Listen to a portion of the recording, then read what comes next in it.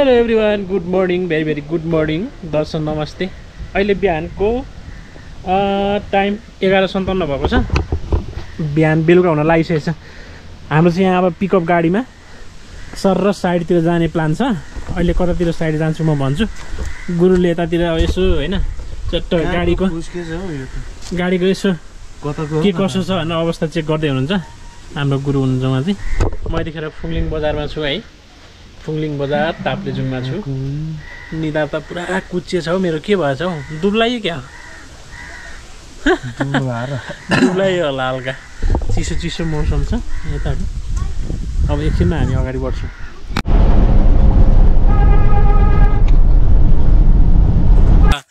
Hello guys, hello. दोभानभन्दा माथि लहरे गाउँ फुङलिङमा छौँ है। कोरिडोरको बाटो यता हाम्रो शेर्पिन दिदीको पसल यो चाहिँ लहरे दिदी बहिनी शेर्पा किराना पसल। दिदी चाहिँ यता बसिराख्नु भएको छ। हाम्रो चाहिँ यो गाडीमा अब यहाँ हुनुहुन्छ है हाम्रो सर। उहाँको नाम चाहिँ कृष्ण पौडेल हो है। हाम्रो हसिलो सर। यता सुनानजी हुनुहुन्छ होइन।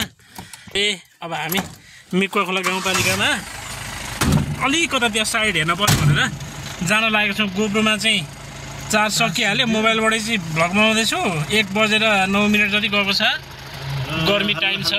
दुईजना सरहरू पछाडि हुनुहुन्छ। गुरु हुनुहुन्छ हाम्रो।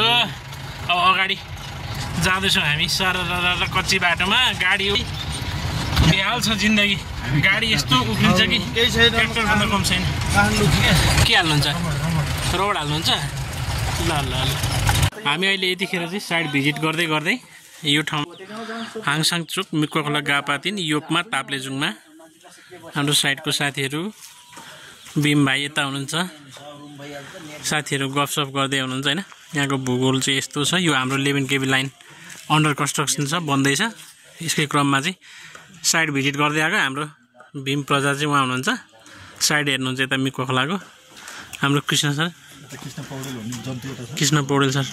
नि दसैँमा होइन कृष्ण सर, म अनिखेर त्यसपछि यो मान्छे भन्ने मान्छे यो मान्छे गएको। त्यतिखेर के भएको थियो भनिदिनु त? गाडी झन्डै खोज्थ्यो। कसरी के भएर चाहिँ एक्सिडेन्ट झन्डै भयो? बाटो चिप्लो थियो, गाडी अलि स्पिड थियो। अब विशाल सरले यस्तो बाटोमा बाइक त भन्न के खोज्नु भएको थियो भन्न नपाउँदै गाडी फनक्क घुमेर चाहिँ चता गएको थियो। त्यो मान्छे साह्रै फिल्मतिर देखिन्थ्यो त्यस्तो एक्सिडेन्ट होइन? त्यस्तो फिल्ममा देखिन्थ्यो। त्यो रियल चाहिँ घटना घट्यो। भगवान अहिले भिडियो बनाउन पनि पाइन्थेन होइन। हामी 4 जना जयरामजी कि हुन्थ्यौँ। 1 वर्ष पुग्थ्यो। पुग्दैछ एक्सिडेन्ट भएको? 1 वर्ष पुग्थ्यो हाम्रो वर्ष दिनको 1 अनि गाडी चाहिँ यस्तै खालको थियो। पिकअप यता पछाडि बाइक राखेको थियो होइन।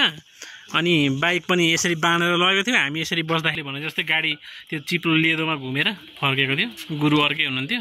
त्यहाँ गरेको थियो हाम्रो त्यो टाइममा।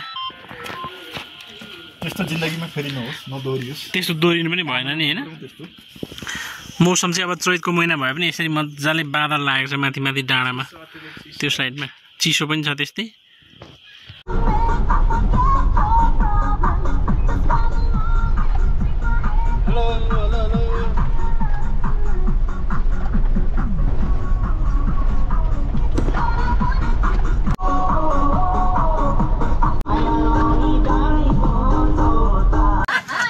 हामी अहिले यतिखेर फेरि लहरे गाउँ आइपुगेको छौँ होइन। साइड भिजिट गरेर सर पुरा थकित मुद्रामा हुनुहुन्छ। किन के भयो आज गाडीको होइन यात्रा। यो गाडीको यात्राले त अति थकाउँछ नि अफ रोडमा। के गरिदिन्छ? गाडी कुदाउँदै हुन्छ त फेरि सानो नि। तेरि सानो गाडी कुदाइदिएको कि धेरै आज चिन्तामा हुनुहुन्छ कि किन सर?